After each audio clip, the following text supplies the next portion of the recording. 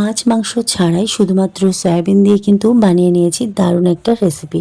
তো কিভাবে আমি মাছ মাংস ছাড়া এই ধরনের সুন্দর একটা রেসিপি বানিয়েছি শুধুমাত্র সয়াবিন দিয়ে, যদি জানতে চান ভিডিওটা সম্পূর্ণ দেখবেন। আসসালামু আলাইকুম বন্ধুরা, আজকে শুরু করছি নতুন আরও একটা রেসিপি। তো রেসিপিটা বানানোর জন্য সবার আগে নিয়ে নিয়েছি সয়াবিন। এখন আমি কড়াইতে পানি দিয়ে তার মধ্যে সয়াবিনগুলো ঢেলে দিচ্ছি। বন্ধুরা, এই রেসিপিটা শুধুমাত্র সয়াবিন দিয়েই বানিয়েছি। তো কিভাবে আমি এত সুন্দর একটা রেসিপি বানিয়েছি সেটা যদি জানতে চান ভিডিও কিন্তু সম্পূর্ণ দেখবেন। আশা করি আপনারাও কিন্তু খুবই সুন্দর রেসিপি এভাবে বানিয়ে নিতে পারবেন। তো দেখুন বন্ধুরা, এখন আমি সয়াবিনগুলো কিন্তু প্রায় বলক চলে এসেছে, আর সয়াবিনগুলো এই জন্য আমি পানি থেকে আলাদা করে নিয়েছি। তার জন্য এরকম একটা চুপড়ি নিয়ে নিয়েছি, এর মধ্যে থেকে পানিটা আলাদা করে সয়াবিনের মধ্যে আমি ঠান্ডা পানি দিয়ে দিয়েছি যাতে সয়াবিনটা তাড়াতাড়ি ঠান্ডা হয়ে যায়। এখন এই সয়াবিনগুলো থেকে আমি পানিটা চিপে চিপে বার করে নেব। তো দেখুন বন্ধুরা, এখন আমি অল্প অল্প সয়াবিন নিচ্ছি, হাতের সাহায্যে চেপে চেপে সয়াবিনের মধ্যে থেকে পানিটা আমি বার করে নিচ্ছি। তো বন্ধুরা দেখুন, সয়াবিন কিন্তু একদম রেডি হয়ে গিয়েছে। এখন আমি এই সয়াবিনগুলোকে একটা মিক্সচার বোলের মধ্যে নিয়ে নেব অল্প অল্প করে। এবার এর মধ্যে আমি পেঁয়াজ কুচি আর একটা লঙ্কা দিয়ে অল্প একটুখানি পানি দিয়ে আমি এটা মিক্সচারে একবার গ্রাইন্ড করে নেব। তো দেখুন বন্ধুরা, মিক্সচারে গ্রাইন্ড করার পর ঠিক এইরকম লেভেলের দেখতে হয়েছে। এখন আমি এটাকে একটা গামলার মধ্যে ঢেলে নিচ্ছি। এইভাবে কিন্তু আমি সমস্ত সয়াবিনগুলো কিন্তু মিক্সচারে গ্রাইন্ড করে নিয়েছিলাম। আর আমার সমস্ত সয়াবিনগুলো কিন্তু ঠিক এইভাবে কিন্তু আমি গ্রাইন্ড করে রেডি করে নিয়েছি। এখন আমি এর মধ্যে 2 চামচ বেসন দিয়েছিলাম হলুদ, দিয়েছিলাম কাশ্মীরি গুঁড়ো লঙ্কা, তারপর দিয়ে দিয়েছিলাম পরিমাণ মতো নুন। তারপর আমি এর মধ্যে অ্যাড করেছিলাম আদা বাটা, রসুন বাটা। এবার এই সবগুলোকে একসঙ্গে একটা চামচ দিয়ে মিক্স করে নিতে হবে। ঠিক এইভাবে মিক্স করে নিয়েছি। তারপর কিন্তু বন্ধুরা আমি হাত দিয়ে ভালো করে মেখে নিয়েছিলাম। চামচ দিয়ে যেহেতু এভাবে মাখানোটা সম্ভব নয়, এইজন্য আমি হাত দিয়ে কিন্তু ভালো করে মেখে নিয়েছিলাম।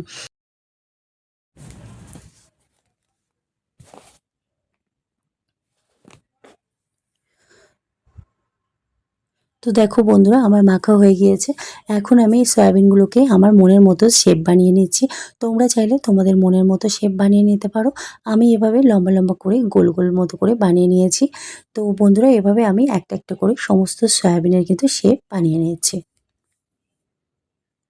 তো দেখতেই পাচ্ছ বন্ধুরা কতটা সহজ আর সুন্দর। বন্ধুরা, এটা কিন্তু অনেক সুন্দর একটা ইউনিক রেসিপি আমার মনে হয়। আর যদি তোমরা ভিডিওটা সম্পূর্ণ দেখো তাহলে বাড়িতে অবশ্যই একবার হলেও চেষ্টা করো।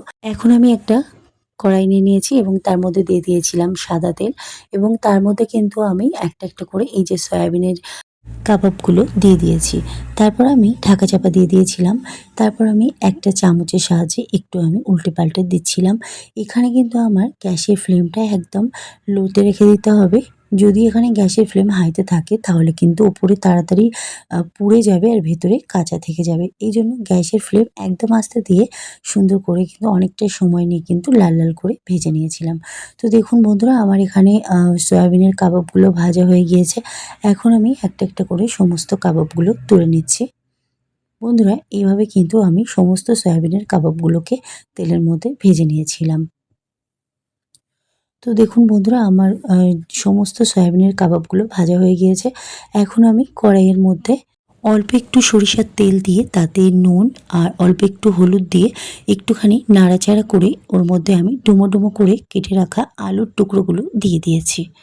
তারপর এই আলুর টুকরোগুলোকে একটু নাড়াচাড়া করে আমি আলুর টুকরোগুলোকে তুলে নিয়েছিলাম। তো দেখুন বন্ধুরা, এখানে আমার আলুর টুকরোগুলো ভাজা হয়ে গিয়েছে। এখন আমি এটাকে তুলে নিচ্ছি। এবার আমি গ্যাসের উপর ওই একই কড়াই বসিয়ে তাতে সর্ষের তেল দিয়ে একটা এলাচ আর একটা দারচিনি আর একটা তেজপাতা দিয়ে একটুখানি নেড়ে চেড়ে তারপর আমি এর মধ্যে দিয়ে দিয়েছিলাম পেঁয়াজ কুচি। তারপর পেঁয়াজ কুচি দেওয়ার পর ভালো করে একটু 2 থেকে 3 মিনিট আমি একটু নেড়ে চেড়ে নিয়েছিলাম যাতে পেঁয়াজটা কালারটা একটু চেঞ্জ হয়ে যায়। তারপর আমি এর মধ্যে দিয়ে দিয়েছিলাম রসুন বাটা, তারপর দিয়েছিলাম আদা বাটা। তারপর আমি ভালো করে আবারও একটুখানি নেড়ে চেড়ে নিচ্ছি। এবার আমি এর মধ্যে কাশ্মীরি গুঁড়ো লঙ্কা, তারপর দিয়ে দিয়েছি হলুদ, তারপর দিয়েছি ধনিয়া গুঁড়ো, তারপর দিয়েছি জিরের গুঁড়ো। এবার এই সমস্তটাকে কিন্তু ভালো করে নাড়াচাড়া করে নিতে হবে। মশলা থেকে যখন তেল ছেড়ে আসবে তখন এর মধ্যে কেটে রাখা টমেটোগুলো দিয়ে দিয়েছিলাম। দিয়ে ভালো করে টমেটোগুলো মশলার সঙ্গে কষিয়ে নিয়েছিলাম।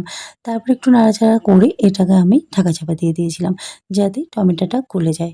তো বেশ কিছুক্ষণ পর আবারও কড়াই থেকে ঢাকনাটা হালকা করে একটু নেড়ে চেড়ে দেখছিলাম যে টমেটোটা গলে গেছে কিনা। তো দেখো বন্ধুরা, এখানে আমার টমেটোটা গলে গিয়েছে। এখন আমি ভেজে রাখা আলুর টুকরোগুলো এই কড়াইয়ের মধ্যে অ্যাড করছি। এবার এতে সামান্য পরিমাণে নুন দিয়ে ভালো করে এই মশলার সঙ্গে এই আলুটাকে আমি কষিয়ে নিচ্ছি। বন্ধুরা, এখানে কোনো রকম এখন পানি অ্যাড করা যাবে না। মশলার সঙ্গে আলু ভালো করে কষে গেলে, আলু থেকে তেল ছেড়ে আসলে তখন কিন্তু আমি এর মধ্যে পানি অ্যাড করব। তো দেখো বন্ধুরা, আমার আলুটা কষে গিয়েছে। এখন আমি অল্প পরিমাণে পানি দিয়ে ভালো করে নেড়ে ছেড়ে এটাকে আমি ঢাকা চাপা দিয়ে দিচ্ছি।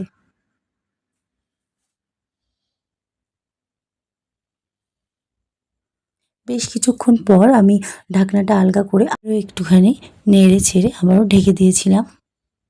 তো দেখো বন্ধুরা, এভাবে কিন্তু আমি আলুটাকে রান্না করে নিয়েছিলাম। তো এখানে আমার আলুটা কিন্তু গলে গিয়েছে। আর যে আলুর কষার যে আমি ঝোলটা দিয়েছিলাম সেটা কিন্তু সমস্তটা কিন্তু টেনে নিয়েছে। তো দেখো বন্ধুরা, এখানে আমি একটা আলু তোমাদেরকে দেখাচ্ছি। তো দেখতেই পাচ্ছ আমার আলু কিন্তু গলে গিয়েছে। এখন আমি এখানে ঝোলের জন্য পানি দিয়ে দিচ্ছি।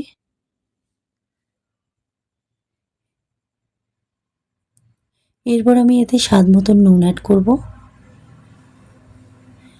তারপর এখানে ঝোলটা টকবক করে ফুটে আসলে এর মধ্যে কিন্তু আমি ওই যে সয়াবিনের কাবাবগুলো দিয়ে দেবো। তো দেখো বন্ধুরা, আমার ঝোলটা ফুটে এসেছে। এখন আমি এর মধ্যে একটা এলাচ অ্যাড করেছি। এবার আমি এর মধ্যে ওই যে সয়াবিনের কাবাবগুলো আমি একটা একটা করে দিয়ে দিচ্ছি। তো বন্ধুরা, তোমরা কিন্তু দেখতেই পাচ্ছ যে রেসিপিটা কতটা সহজ আর সুন্দর। বাড়িতে কিন্তু ইজি তৈরি করে নেওয়া যায়। আর তোমরা কোনোদিন সয়াবিন এইভাবে কেউ রান্না করেছো কিনা অবশ্যই আমাকে কমেন্ট করে জানিও। বন্ধুরা, বাড়িতে যদি শাকসবজি না থাকে, মাছ মাংস না থাকে, তাহলে শুধুমাত্র একটা আলু আর সয়াবিন দিয়েও কিন্তু এত সুন্দর একটা অসাধারণ রেসিপি বানিয়ে নেওয়া যায়। তো বন্ধুরা, আমি সয়াবিনের কাবাবগুলো ভালো করে ঝোলের মধ্যে দিয়ে দিচ্ছি, যাতে করে খেতে আরও অনেকটা সুস্বাদু লাগে। তো দেখো বন্ধুরা, এখন কিন্তু আমার তরকারিটা টকবক করে ফুটে এসেছে। এখন কিন্তু আমি একটুখানি ভালো করে ফুটিয়ে কিন্তু গ্যাসটা আমি অফ করে দেব। তো যাই হোক বন্ধুরা, আজকের আমার এই ভিডিও তোমাদের কেমন লেগেছে অবশ্যই কিন্তু আমাকে জানিও। আর যদি ভালো লেগে থাকে তাহলে অবশ্যই ছোট্ট একটা লাইক করে দিও। আর যদি চ্যানেলটা সাবস্ক্রাইব করে না থাকো তাহলে অবশ্যই কিন্তু আমার চ্যানেলটা সাবস্ক্রাইব করে রেখো। আমার এই চ্যানেলে কিন্তু অনেক সুন্দর সুন্দর ভিডিও আছে, তোমরা যদি চাও গিয়ে দেখতে পারো। আর এই ভিডিওটা তোমাদের কেমন লেগেছে অবশ্যই কিন্তু কমেন্ট করো। আজকের মতন বিদায় নিচ্ছি। সবাই ভালো থেকো, সুস্থ থেকো, নিজেদের খেয়াল রেখো।